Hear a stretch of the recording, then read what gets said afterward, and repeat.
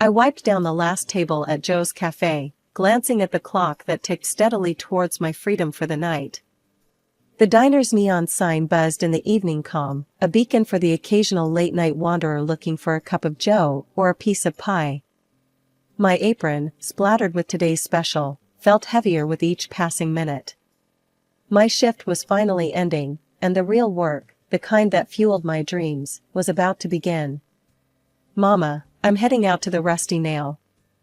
They asked me to do a couple of sets tonight," I called, my voice echoing slightly in the now empty cafe. From the back, amidst the clatter of dishes, Mom's voice came, tired yet always supportive. "Sing like the angels, Elena. Make 'em listen." Inside the Rusty Nail, the atmosphere was a stark contrast to the biting cold outside. The warmth of dim lights and the murmur of scattered conversations welcomed me like an old friend. I headed straight to the tiny stage that was more an afterthought than a feature. The owner, a burly man with a smile that could light up the room, gave me a nod. "Got a good crowd tonight, Luna. Some big shot producers amongst 'em. Make it count." Luna. The name still felt new, but Mr. Carter, the producer who'd taken a chance on me a few days back, insisted it was sonorous and memorable. He was in the crowd tonight, his sharp eyes missing nothing. The set started off with some of my favorites, the notes of each song weaving through the smoky air, creating a tapestry of sound that seemed to hold the room in a trance. I poured every ounce of my soul into the lyrics, each word a testament to the years of dreaming and striving. Halfway through a particularly heartfelt ballad, I caught Mr. Carter's eye. He was nodding slightly, the ghost of a smile playing on his lips. After my set, I made my way to his table, my heart pounding not from the singing but from what this conversation could mean. "Elena, you were phenomenal," Mr. Carter said, his voice smooth like aged whiskey. "That voice of yours needs bigger stages." I blushed, tucking a loose strand of hair behind my ear. "Thank you, Mr. Carter. I'm just glad to have the gigs." He slid a card across the table. "I want you to join a course at my vocal school. Sharpen those raw edges. And then, who knows? Maybe open for some big names?" As I walked home later, under the speckled canvas of the night sky, every step felt lighter. I was going to work harder, shine brighter. Mr. Carter believed in Luna, but more importantly, I believed in myself. Ever since Mr. Carter roped me into this whirlwind of vocal drills and endless rehearsals, my life's been nothing short of a mad dash from one microphone to the next. The vocal school was tougher than anything I'd ever faced. Every day was a grind, but every note I belted out made me feel like I was inching closer to something big, something life-changing. "Elena, you're flat on the high C. Again. Focus," barked Mr. Jennings, the vocal coach who had a way of making you feel like you were back in grade school. "Sorry, I got it this time. Just, give me a sec," I replied, wiping the sweat from my brow and squaring my shoulders. "Take 5, everyone. But not you, Luna. Let's get this right," he commanded, not even looking up from his clipboard. As everyone else scattered toward the break room, I took a deep breath and prepared myself for another go. Mr. Jennings played the piano keys, giving me the cue. Hold it, there. That's it, Luna. Why can't you hit it like that every time?" he said, a rare smile breaking through his usually stern demeanor. "Just needed to warm up, I guess," I shot back with a grin, feeling a mix of relief and pride swelling inside me. Back in the break room, a couple of other students were huddled around a table, their eyes glued to their phones. "That was some note you hit there, Luna. Bet you could shatter glass with that," joked Alex, a fellow student with a knack for making everyone laugh. "Yeah, well, I'd settle for shattering expectations," I quipped, grabbing a water bottle from the fridge. The conversation turned to the upcoming showcase, where we were all supposed to demonstrate what we'd learned. It was a big deal, with scouts and agents in the audience. Just thinking about it made my stomach do flips. "You ready for the showcase, Luna? Heard some big names might be dropping by," said Alex, his tone turning serious. "Ready as I'll ever be. Just gotta keep my cool and show 'em what I'm made of," I replied, trying to sound more confident than I felt. The day of the showcase arrived faster than a freight train. Backstage, the air was thick with nerves and hairspray. Stepping out onto the stage, the lights blinded me for a moment. I could see shadows of people out in the audience, some shifting in their seats, others silent in anticipation. The music started, and for a moment, everything else faded away. It was just me and the song. I poured every ounce of emotion I had into the lyrics, letting the melody lift me higher and higher until the final note hung in the air like a promise. The applause that followed was deafening. I couldn't help but smile, basking in the sound of it all. As I walked off the stage, Mr. Carter was waiting in the wings, his usual stern expression replaced with something softer, something akin to pride. As I changed back into my regular clothes and prepared to leave, my phone buzzed with a text from Mom. "Heard your showcase went great. So proud of you. Love you." Smiling, I typed back, "Thanks, Mom. Couldn't have gotten here without you. Love you more." Walking out into the night, the air felt different, lighter somehow, as if the evening itself was whispering of bigger stages and brighter lights just on the horizon. Life on the stage was like nothing else, and I was finally living it, big time. Mr. Carter had me opening for names that once felt like they belonged in a different universe. Each concert, each crowd was bigger, louder, more thrilling than the last. Then, at a charity gig decked out with chandeliers and swanky suits, I met David. He was one of those patrons, the kind you know have more money than they know what to do with, but he was different. He actually listened, really listened, when I sang. After my set, we got to talking and something just clicked.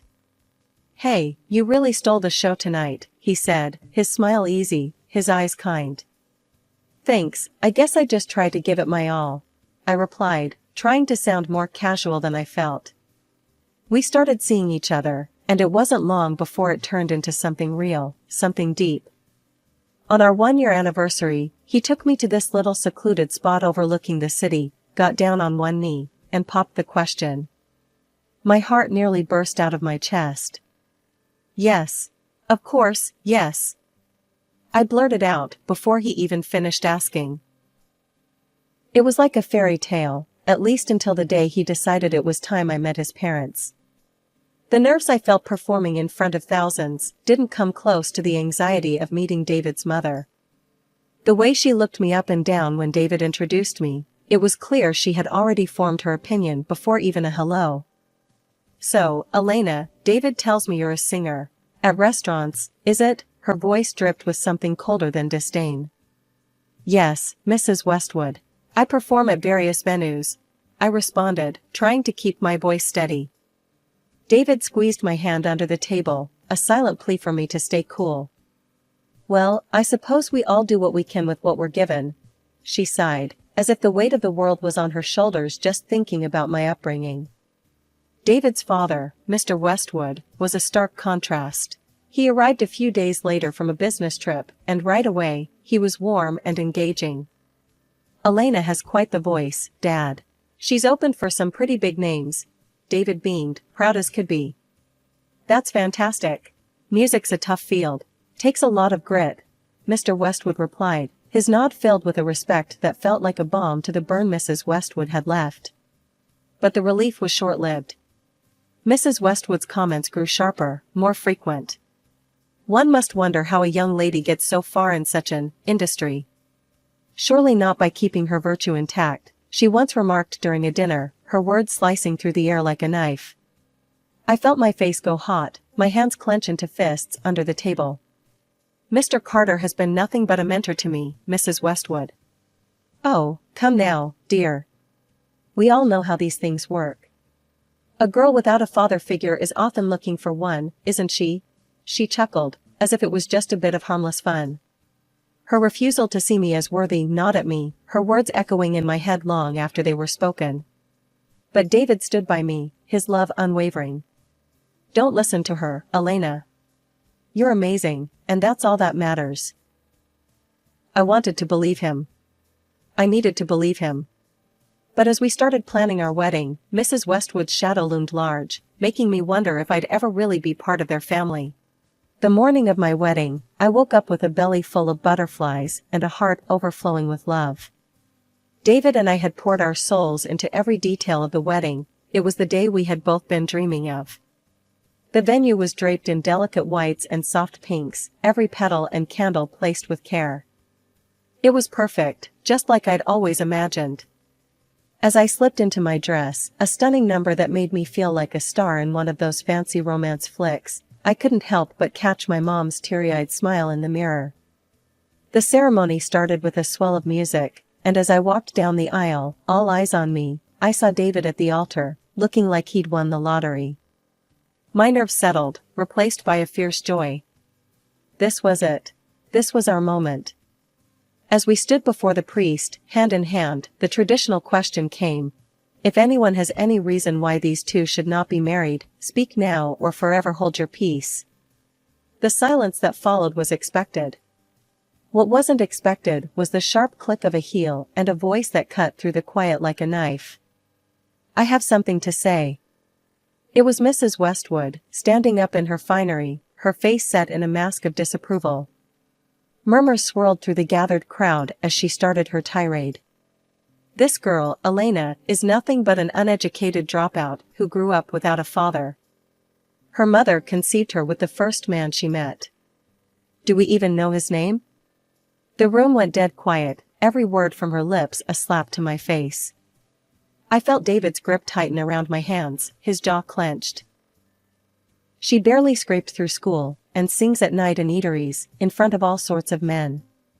This is not the kind of woman fit for our family, Mrs. Westwood declared, her voice ringing in the hall. Before I could shrink away, David stepped forward, his voice firm and loud. Mom, stop. I love Elena. Her past doesn't matter to me. I know her heart, her strength, and her character. That's the woman I chose to marry. His words seemed to silence the room even further, if that was possible. Mrs. Westwood looked stunned, her mouth snapping shut as she realized her son was not on her side this time. The priest cleared his throat. Shall we continue? With a nod from us both, the ceremony went on, but the poison of her words lingered, making my hands tremble and my heart race. It wasn't until the music started for our first dance that I felt a shift.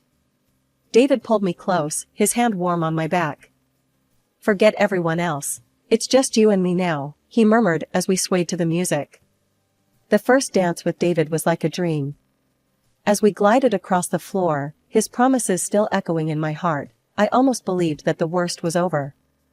As the last note of our song faded, Mrs. Westwood, flushed from too much champagne, stumbled to the center of the room, grabbing a microphone from the DJ. Such a lovely tradition, the father-daughter dance. Pity we won't see one tonight, eh?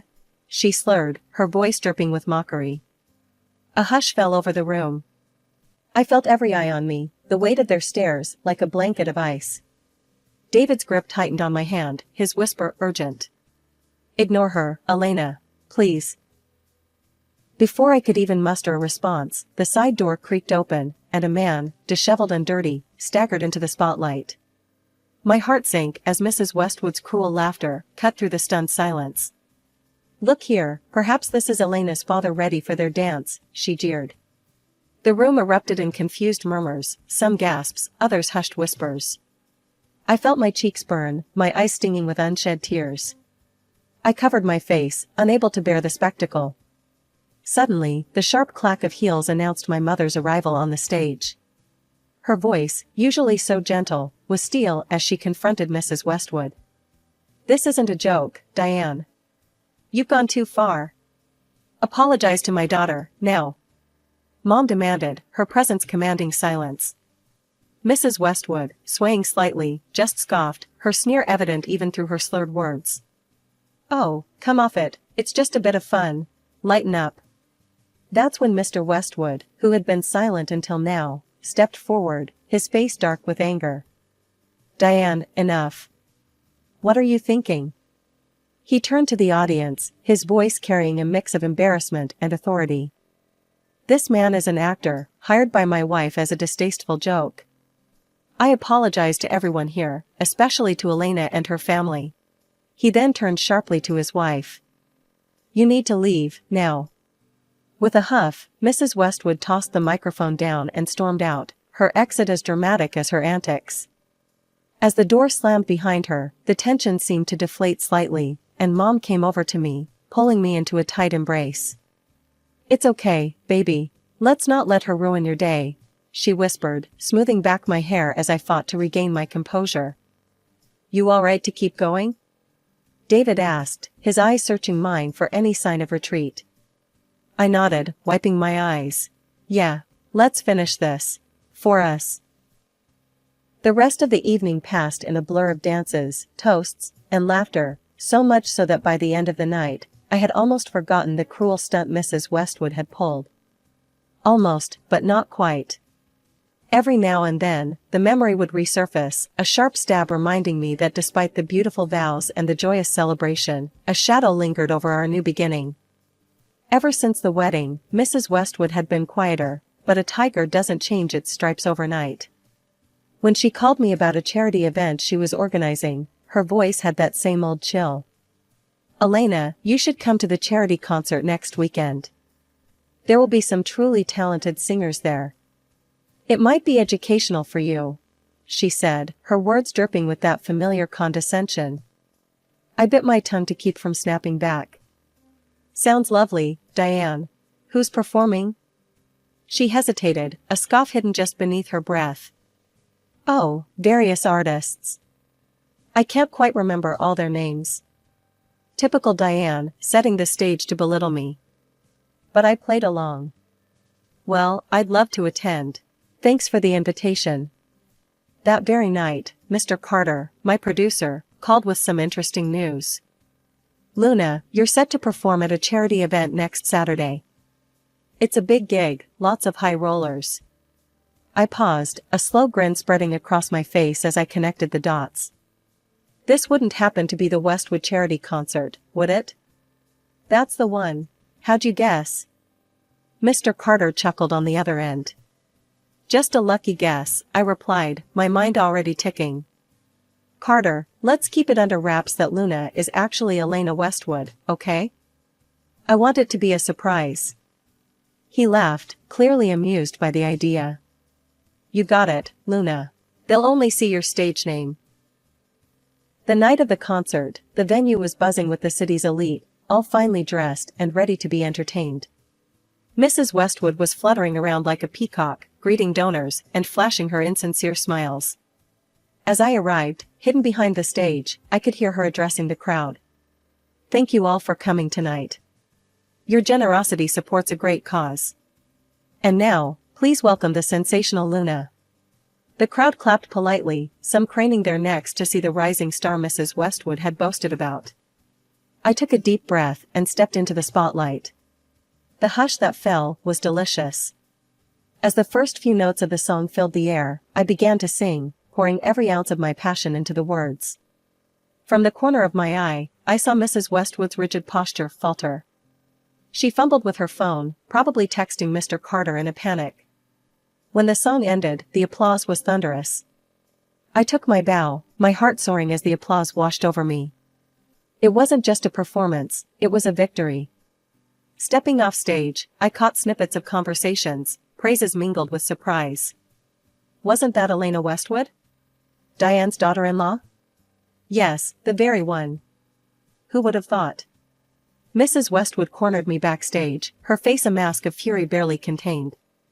"What is this stunt? You embarrassed me in front of all my guests." I met her glare with a calm I didn't feel. "Diane, I was invited to sing. I just did my job. You said yourself you wanted to hear from talented singers." Her lips thinned into a line, and for a moment, I thought she might cause another scene. But she turned on her heel and stormed off instead. After my performance, David and I stood hand in hand, soaking in the success of the evening. My heart was still racing from the thrill of it all, but that high crashed down when Mrs. Westwood took the stage again. Her face twisted with disdain, she grabbed the microphone from the MC. "While the voice may be delightful, let's not forget who we're applauding," she sneered, her voice echoing through the hall. "This famous singer, ladies and gentlemen, is nothing but a bastard born of unknowns, and it's my duty to remind her fans of her true origins." The crowd murmured, the atmosphere thickening with tension. I felt my face drain of color, anger seething within me. Before I could react, my mom stepped onto the stage, elegant and composed, flanked by a man I'd never seen, a bit older than David. Enough, Diane. Mom's voice was calm, but carried an undeniable edge. I've had enough of your humiliations toward me and my daughter. It's time some truths came to light. She paused, giving the man next to her a nod. He stepped forward, an envelope in hand. After Elena's wedding, I hired a detective. We discovered some intriguing facts about Diane here. Mom continued, her eyes locked on Mrs. Westwood, who paled under the scrutiny. Years ago, Diane got pregnant by her boyfriend, who promptly abandoned her. Alone and desperate, she met her future husband online. Pretending to want a long correspondence, she actually planned to give up her baby at birth. The murmurs grew louder, the guests shifting uncomfortably as they absorbed the gravity of Mom's words. But fate intervened, Mom said. She kept the baby and met her husband, never revealing her past. The man beside Mom stepped forward, his voice steady but filled with emotion. I am that baby. Diane is my mother, abandoned me, and I was raised by foster parents. All my life, I've dreamed of meeting her, my biological mother. He held up the envelope. This DNA test confirms everything. Diane, you are my mother, and David is my brother. The hall erupted into whispers and gasps. Mrs. Westwood's face crumpled, her usual poise crumbling as the reality of her deceit was laid bare for all to see. Mr. Westwood, who had been standing off to the side, his expression unreadable, finally spoke, his voice booming over the noise. I can't believe this, Diane. To think you've lied about something so fundamental. I need time to think about all of this. Mr. Westwood turned and left the hall, his shoulders heavy. The crowd's buzzing grew louder, filled with indignation and shock at the duplicity of Mrs. Westwood. Amidst the chaos, she fled the room, her departure as dramatic as her life had been deceptive. Mr. Carter, who had been watching from the sidelines, approached us, a supportive smile on his face. Elena, why don't you give us one more song? One about honesty and love, perhaps? Nodding, I took the stage again. The opening notes of the song filled the room, a melody about truth and the courage it takes to face it. As I sang, the earlier tension dissipated, replaced by a collective catharsis. The applause at the end was overwhelming, not just for the performance, but for the truth. As it rang out, I saw my mom wiping away tears of pride.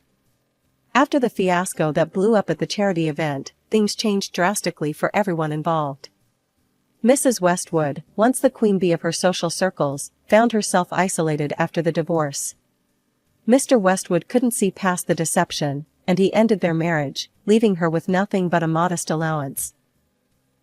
I heard through the grapevine that her former friends turned their backs, snubbing her from gatherings and charity events that she once dominated. It's like she vanished from the social scene entirely.